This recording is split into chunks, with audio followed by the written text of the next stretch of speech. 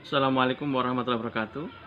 Alhamdulillah, konco ngaji yang dirahmati Allah, kita dipertemukan kembali di channel Konco Ngaji, yaitu channel yang akan mengkaji ayat-ayat Allah dan sunnah-sunnah Nabiullah Muhammad Shallallahu Alaihi Wasallam. Hari ini alhamdulillah cerah, matahari bersinar cukup terang dan bisa mengeringkan cucian, sehingga kita bersyukur cuciannya bisa kering. Oke, alhamdulillah.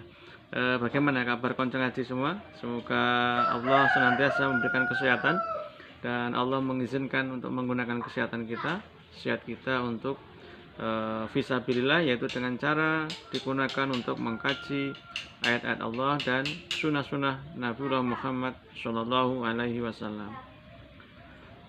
Baiklah konco ngaji dirahmati Allah. Kesempatan ini kita akan membahas mengenai pertanyaan dari konco ngaji dari Salam. Pertanyaannya kita bacakan. Assalamualaikum warahmatullahi wabarakatuh. Mohon solusinya Ustadz, bagaimana dengan masalah saya ini. Jadi ceritanya begini Ustadz, saya mempunyai anak yang sudah berumah tangga dan anak tersebut laki-laki, kemudian istrinya saat ini sedang mengandung 7 bulan. Kemarin sudah saya sampaikan bahwa sesungguhnya 7 bulan itu tidak ada tuntunannya dan lebih baik uang yang digunakan untuk 7 bulanan itu ditabung agar besok ketika anaknya lahir bisa untuk akikoh. Jika anaknya perempuan maka akikohnya 1 kambing, jika anaknya laki-laki maka akikohnya 2 kambing. Dan anak saya menjawab, "Lho ikan duit-duitku dhewe, Pak." Kemudian saat itu saya menjawab bahwa betul, uang itu adalah ikhtiarmu, tetapi sesungguhnya rezeki itu milik Allah, maka wajib bagi kita sebagai seorang muslim untuk menginfakkan atau membelanjakan harta itu di jalan Allah. Salah satunya adalah ketika istri kita hamil, dipersiapkan, ditabungkan, bukan untuk akikoh tetapi bukan untuk mitoni tetapi untuk akikoh. Saya sampaikan seperti itu Ustaz. Apakah yang harus saya lakukan karena anak saya itu tetap melaksanakan akikoh? Apa yang harus saya lakukan dan apakah yang sudah saya sampaikan itu sesuai dengan sunnah atau tidak, dan bagaimana solusinya? Oke, pertanyaannya bagus sekali. Yang ini adalah masalah-masalah yang sering kita hadapi atau kita temui di dalam kehidupan sehari-hari, yaitu ketika ada orang atau keluarga kita yang hamil 7 bulan maka diadakan upacara mitoni. Oke. Mari kita kaji wajah-wajah rahmat Allah bahwa sesungguhnya untuk mitoni itu tidak ada ditemukan riwayat atau hadis yang sahih ataupun dhaif mengenai mitoni. Jadi sebaiknya kewajiban panjenengan sebagai orang tua adalah menjaga diri panjenengan dari api neraka yang seperti Allah firmankan di dalam surat At-Tahrim surat ke-66 ayat 6. A'udzubillahi minasyaitonir rajim. Ya ayyuhalladzina amanu qu anfusakum wa ahlikum naro wa quduhan nasu wal hijaratu 'alaiha malaikatun ghiladhum sidatul la ya'sunallaha ma amarahum wa yaf'aluna ma yu'marun. Yang artinya, wahai orang-orang yang beriman, peliharalah dirimu dan keluargamu dari api neraka yang bahan bakarnya adalah manusia dan batu.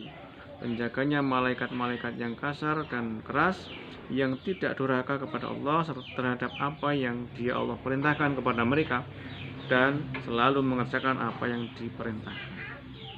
Jadi kewajiban panjenengan adalah menjaga diri panjenengan dengan keluarga panjenengan dari api neraka. Caranya adalah menyampaikan sunnah-sunnah Rasulullah atau ayat-ayat Allah yang berkaitan dengan akikoh. Kemudian bagaimana caranya? Yaitu sampaikanlah keterangan itu walaupun satu ayat, seperti yang Rasulullah sabdakan yang diriwayatkan oleh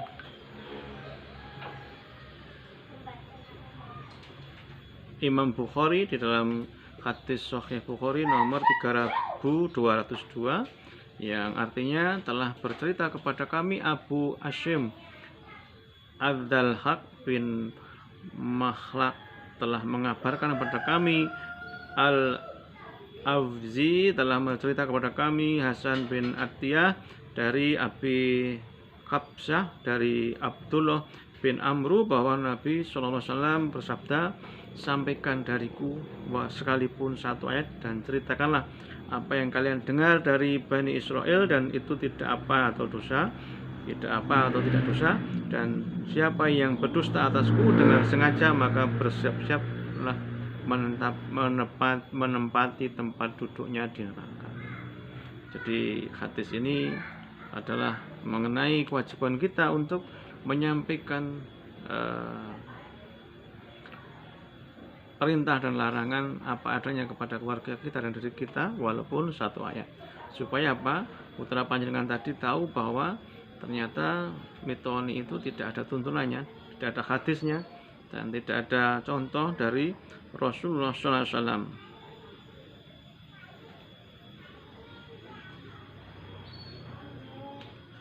Kemudian yang di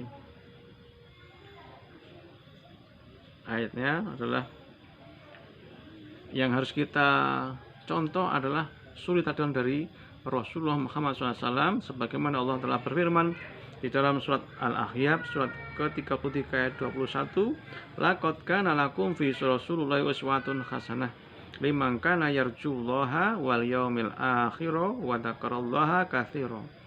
Sungguh telah ada pada diri Rasulullah itu suri teladan yang baik bagimu, yaitu bagi orang-orang yang mengharap rahmat Allah dan kedatangan hari kiamat dan yang banyak mengingat Allah atau berzikir.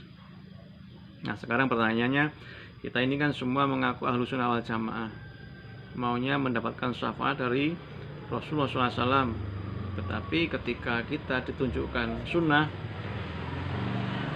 tidak mau mengikutinya, malah yang diikuti adalah tradisi atau kebiasaan-kebiasaan yang tidak dicontohkan oleh Rasulullah SAW, padahal kita mengaku ahli sunnah wal jamaah. Ahli sunnah wal jamaah itu artinya kita adalah ahli untuk mengikuti contoh-contoh cara beribadah kita dengan mencontoh Rasulullah atau sunnah-sunnah Rasulullah Muhammad SAW, dan cara ibadah kita adalah berjamaah. Maka di ayat lain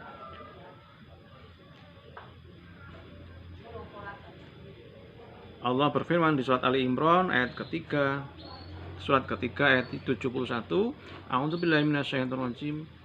Ya ayyuhal kitabi liman talbisunal haqqo bil batili wa taktumunal haqqo wa antum ta'lamun. Wahai ahli kitab, mengapa kamu mencampur adukkan kebenaran dengan kebatilan dan kamu menyembunyikan kebenaran padahal kamu mengetahui.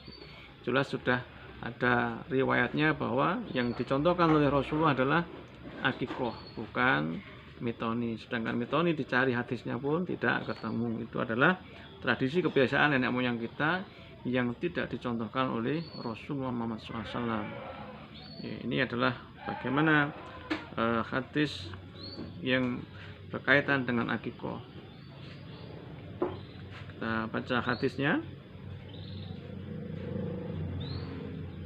Hadis riwayat Abu Dawud nomor 2838, dan juga di dalam hadis An-Nasa'i nomor 4220, serta di hadis Ibnu Majah nomor 3165, atau di hadis riwayat Ahmad juz 5 nomor 12, yang artinya dari Samurah bin Jundub, Rasulullah SAW bersabda, setiap anak tergadikan dengan akikohnya disembelihkan untuknya pada hari ke-7, digundul rambutnya dan diberi nama.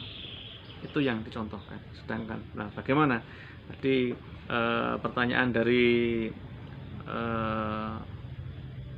konco ngaji Salam, yaitu anaknya sudah diberitahukan bahwa miton itu tidak ada dasar dalilnya, tetapi tetap ngeyel, tetap melaksanakan, yaitu monggo. Kewajiban kita adalah hanya menyampaikan saja, menyampaikan risalah atau perintah Allah dan Rasulnya apa adanya tanpa dikurangi, bahwa untuk mengamalkannya tergantung masing-masing sendiri, karena sesungguhnya ketika orang belum mendapatkan hidayah maka tidak akan tersentuh hatinya untuk mengamalkan perintah Allah, baik Al-Quran apapun sunnah Nabi Muhammad SAW, walaupun mengaku ahli sunnah wal jamaah.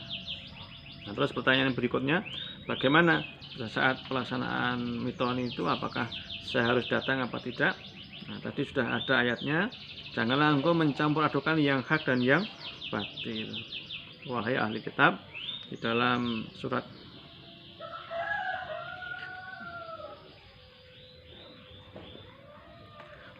Ali Imran surat ketiga ayat 71, wahai ahli kitab, mengapa kamu mencampur adukan kebenaran dengan kebatilan dan kamu menyembunyikan kebenaran padahal kamu mengetahui.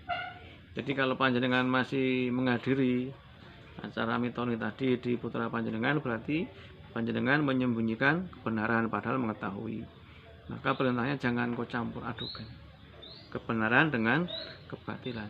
Caranya bagaimana? Ya datang saja sebelum acara dimulai, mungkin 1 hari sebelumnya atau pada hari setelahnya, setelah acara mitoni tersebut. Kemudian tetap diingatkan dengan cara yang ihsan, yang baik, yang ahsan, bahwa ya kewajiban kita disunahkannya adalah untuk akikoh dengan 1 kambing jika perempuan dan 2 kambing jika laki-laki. Kemudian yang selanjutnya caranya adalah didoakan di dalam waktu-waktu yang mustajab, baik bainal adzan wal iqamah maupun di waktu qiyamul lail. Insya Allah Allah akan melunakkan hati putra panjenengan, dan insya Allah Allah memberikan kemudahan bagi kita ketika kita tawakal dan istiqomah dalam beribadah dan mengamalkan ayat-ayat Allah dan sunnah-sunnah Nabi Muhammad SAW. Itu adalah jawaban dari pertanyaan konco ngaji dari Salam. Semoga bisa untuk hikmah bagi kita semua untuk tidak mencampur adukan yang hak dan yang batil, dan ketika ada kebatilan di tempat kita atau kita diminta menghadiri kebatilan, maka jangan menghadiri, karena menghadirinya adalah dilarang oleh Allah Subhanahu wa taala. Sebagaimana yang telah kita bahas di kajian sebelumnya, apabila engkau Muhammad mendengar orang-orang mengolok-olokkan ayat Allah, maka tinggalkanlah. Intinya adalah hati kita untuk mudah menerima ayat-ayat Allah dan sunnah-sunnah Nabi Muhammad SAW, sehingga kita tidak mudah tergoda untuk dibujuk rayu dalam mencampur adukan yang hak dan yang batil.